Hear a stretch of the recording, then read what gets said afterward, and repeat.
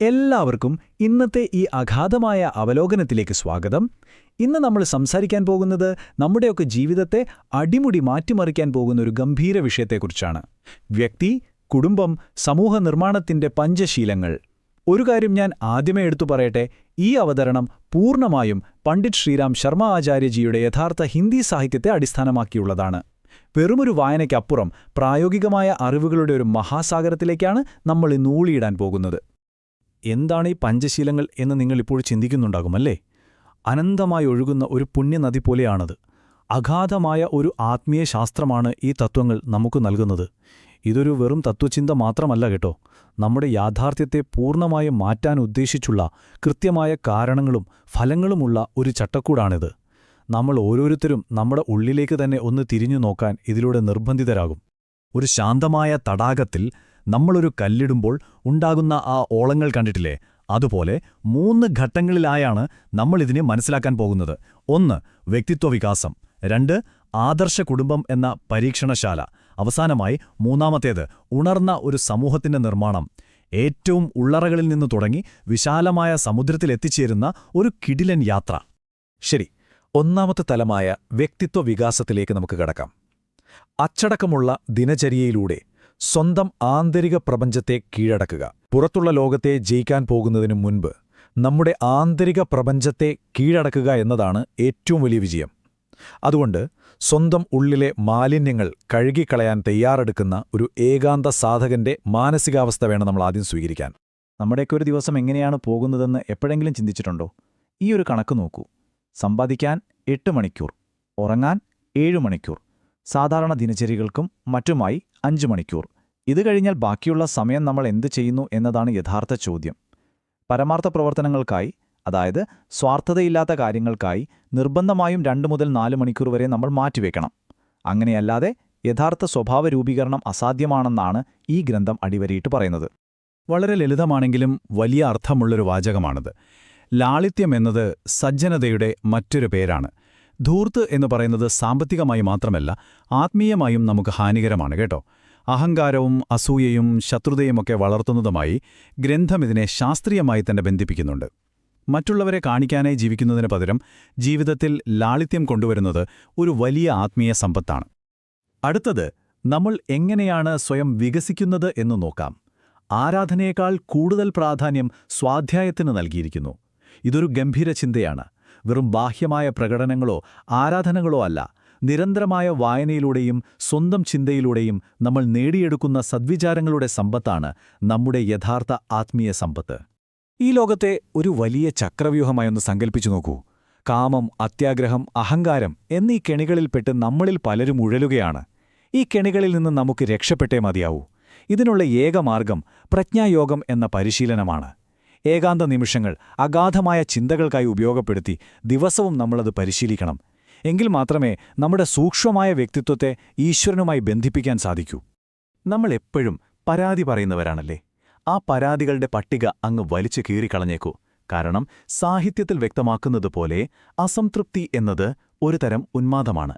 എത്ര കിട്ടിയാലും മതിവരാത്ത ആ ഒരു മാനസികാവസ്ഥ വലിയൊരു രോഗമാണ്. പകരം എപ്പോഴും ചിരിച്ചുകൊണ്ടും മറ്റുള്ളവരെ ചിരിപ്പിച്ചുകൊണ്ടും ജീവിതം വളരെ ലഘുവായി കാണുന്നതാണ് ഏറ്റവും വലിയ കല. അപ്പോൾ നമ്മൾ 2-ാമത്തെ തലത്തിലേക്ക് നീങ്ങുകയാണ്. ആദർശ കുടുംബം എന്ന പരീക്ഷണശാല. കുടുംബമെന്ന് പറഞ്ഞാൽ നമ്മൾ ഉറങ്ങാനും ഭക്ഷണം കഴിക്കാനും മാത്രമുള്ള ഒരു സ്ഥലമാണെന്ന് കരുതരുത്. മറിച്ച് മികച്ച ഗുണങ്ങൾ വളർത്തിയെടുക്കുന്ന, പുതിയ തലമുറയെ വാർത്തെടുക്കുന്ന ഒരു വിശുദ്ധ ആത്മീയ പരീക്ഷണശാലയായി വേണം കുടുംബത്തെ നമ്മൾ കാണാൻ. ഈ വാചകം ശ്രദ്ധിക്കൂ. അച്ഛനനുസരിച്ചാണ് കളിപ്പാട്ടങ്ങൾ വാർത്തെടുക്കുന്നത്. ഇത് കേൾക്കുമ്പോൾ തന്നെ നമുക്കറിയാം കുട്ടികൾ നമ്മളെ കണ്ടു പഠിക്കുന്നവരാണെന്ന്. അതുകൊണ്ട് കുടുംബനാഥൻ അല്ലെങ്കിൽ മുതിർന്നവർ ആദ്യം തന്നെ പൂർണ്ണവും ആദർശപരവുമായ ഒരു അച്ചായി മാറണം. മുതിർന്നവരുടെ വാക്കുകളും പ്രവൃത്തികളും കൃത്യമായി ഒത്തുപോകുമ്പോൾ മാത്രമാണ് അത് കുട്ടികൾക്കും മറ്റുള്ളവർക്കും മികച്ച പ്രചോദനമായി മാറുന്നത്. ഇതിലെ സാമൂഹ്യശാസ്ത്രം വളരെ വ്യക്തമാണ്. അമിത ജനസംഖ്യ ദാരിദ്ര്യവും അസംതൃപ്തിയും വർദ്ധിപ്പിക്കുന്നു എന്ന് ഗ്രന്ഥം പറയുന്നുണ്ട്. അപ്പോൾ യഥാർത്ഥ ഉത്തരവാദിത്തം എന്താണ്? സംയമനം പാലിക്കുക എന്നതാണ്. പുതിയതായി കൂടുതൽ കുട്ടികളെ സൃഷ്ടിച്ച് അവർക്ക് വേണ്ടത്ര ശ്രദ്ധ നൽകാൻ കഴിയാത്തതിനേക്കാൾ നിലവിലുള്ള കുട്ടികൾക്ക് ആവശ്യത്തിന് സമയവും വാത്സല്യവും നൽകുന്നതാണ് ഏറ്റവും ശ്രേഷ്ഠമായ കാര്യം. സംയമനവും സജ്ജനതയും ഒരേ വസ്തുതയുടെ 2 പേരുകളാണ്. സംയമനമെന്ന് പറയുന്നത് വെറുമൊരു വാക്കല്ല കേട്ടോ. ഇന്ദ്രിയങ്ങൾ, സമയം, സമ്പത്ത്, ചിന്ത എന്നിവയിലുള്ള സംയമനം നമ്മൾ സജീവമായി പരിശീലിക്കണം. പുറംമോടികളോടും ഫാഷനോടും അനാവശ്യ ആഭരണങ്ങളോടുമുള്ള ഭ്രമം പൂർണ്ണമായും ഉപേക്ഷിച്ചു വേണം ഇത് തുടങ്ങാൻ തന്നെ. നമ്മൾ വെറുതെ കുറേ സദ്ഗുണങ്ങൾ പ്രസംഗിച്ചിട്ട് വലിയ കാര്യമൊന്നുമില്ല. അധ്വാനം, മിതവ്യയം, അടുക്കും ചിട്ടയും, മര്യാദ, സഹകരണം, ഈ 5 കാര്യങ്ങൾ മുതിർന്നവർ തങ്ങളുടെ ദൈനംദിന ജീവിതത്തിൽ പ്രാവർത്തികമാക്കി കാണിച്ചു കൊടുക്കണം. എങ്കിലേ പുതിയ തലമുറ അത് സ്വാഭാവിക ശീലമായി മാറ്റുകയുള്ളൂ. കുട്ടികൾ നമ്മൾ പറയുന്നത് കേൾക്കുന്നതിനേക്കാൾ നമ്മൾ ചെയ്യുന്നത് കണ്ടാണ് പഠിക്കുന്നത്, അല്ലേ? ഇത് ശരിക്കും നമ്മുടെ ചിന്തകളെ മാറ്റിമറിക്കുന്ന ഒന്നാണ്. പൈതൃക സ്വത്തിനോടുള്ള അത്യാഗ്രഹം ആരുടെയും മനസ്സിൽ കുടിയേറാൻ അനുവദിക്കരുത്. പാരമ്പര്യമായി ലഭിക്കുന്ന സമ്പത്ത് നിസ്സഹായർക്ക് മാത്രമുള്ളതാണ്. സ്വന്തമായി അധ്വാനിക്കാൻ കഴിവുള്ള ഒരാൾ സ്വന്തം ആർഭാടങ്ങൾക്ക് വേണ്ടി ആ സമ്പത്ത് ഉപയോഗിക്കുന്നത് തികഞ്ഞ അഴിമതിയും സത്യസന്ധതയില്ലായ്മയുമായാണ് ഗ്രന്ഥം പറയുന്നത്. സ്വന്തം കാലിൽ നിൽക്കുന്നതിലാണ് യഥാർത്ഥ അന്തസ്സ്. അപ്പോൾ നമ്മൾ അവസാനത്തെയും ഏറ്റവും വലുതുമായ തലത്തിലേക്ക് കടക്കുകയാണ്. ഉണർന്ന ഒരു സമൂഹത്തിന്റെ നിർമ്മാണം. നാം എല്ലാവരും ഒരേ വഞ്ചിയിലാണ് സഞ്ചരിക്കുന്നതെന്ന് ആദ്യം തിരിച്ചറിയണം. ഒന്നുകിൽ നമ്മൾ ഒന്നിച്ചു മുങ്ങും, അല്ലെങ്കിൽ ഒന്നിച്ചു നീന്തും. വ്യക്തിയും കുടുംബവും നന്നായാൽ മാത്രം പോരാ, ആ മാറ്റം നമ്മുടെ സമൂഹത്തിലും പ്രതിഫലിക്കണം.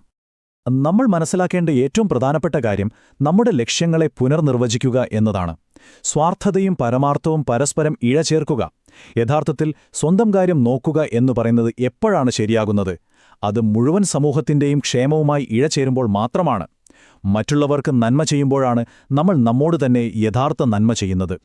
ഇത് കേൾക്കുമ്പോൾ ചിലർക്ക് അതിശയം തോന്നാം. പൊതുവെ വെറുതെ ഭക്ഷണം കഴിക്കുന്നതും നൽകുന്നതും അധാർമികമായി കണക്കാക്കണം.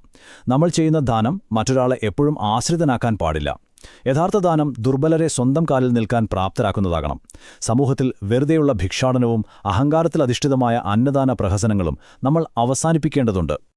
അടുത്തതായി പറയുന്നു, ഒരു വിശ്വാസവും ആചാരവും ശാശ്വതമോ സത്യമോ ആയി കണക്കാക്കരുത്. ഭൂതകാലത്തിന്റെ ഭാരം അന്ധമായി പേറുന്നതിനു പകരം കാലത്തിന് അനുസരിച്ച് നീതിയുടെയും യുക്തിയുടെയും അടിസ്ഥാനത്തിൽ പാരമ്പര്യങ്ങളെ വിലയിരുത്താൻ നമ്മൾ തയ്യാറാകണം. യുക്തിക്ക് നിരക്കാത്ത കാര്യങ്ങളെ ചോദ്യം ചെയ്യാനും മാറ്റങ്ങൾ ഉൾക്കൊള്ളാനും നമ്മൾ എപ്പോഴും ഒരുക്കമായിരിക്കണം. ഈ കാര്യത്തിൽ സാഹിത്യം അങ്ങേയറ്റം കർശനമാണ്. ലിംഗഭേദത്തിന്റെയോ ജാതിയുടെയോ ഒക്കെ പേരിൽ പ്രവർത്തിക്കുന്ന ഏതൊരു അസമത്വവും പൂർണ്ണമായും അസ്വീകാര്യമാണ്. അത് നൂറ്റാണ്ടുകളായി തുടരുന്നതാണെങ്കിൽ പോലും അവയെ നമ്മുടെ സമൂഹത്തിൽ നിന്ന് തീർത്തും വലിച്ചെറിയുക തന്നെ വേണം. പകരം എല്ലാവർക്കും തുല്യതയുള്ള ഒരു സമൂഹമാണ് നമ്മൾ പടുത്തുയർത്തേണ്ടത്. നിങ്ങളുടെ വീട്ടിൽ ഒരു വൈറസ് പടരാൻ നിങ്ങൾ ഒരിക്കലും അനുവദിക്കില്ലല്ലോ. അതുപോലെ തന്നെയാണ് സമൂഹത്തിലെ കാര്യവും. അനാവശ്യവും വിഡ്ഢിത്തവുമായ വിശ്വാസങ്ങളും ദുഷിച്ച ആചാരങ്ങളും പകർച്ചവ്യാധിയായി കണക്കാക്കണം. ഇത്തരം ദുഷിച്ച ചിന്തകൾ നമ്മുടെ സാമൂഹിക അന്തരീക്ഷം നശിപ്പിക്കാതിരിക്കാൻ ഇതിനെതിരെ നമ്മൾ സജീവമായി ചെറുത്തു നിൽക്കുകയും പോരാടുകയും ചെയ്യണം. തീ നമ്മുടെ സ്വന്തം വീട്ടിലെത്തുന്നതുവരെ നമ്മൾ കാത്തിരിക്കരുത്.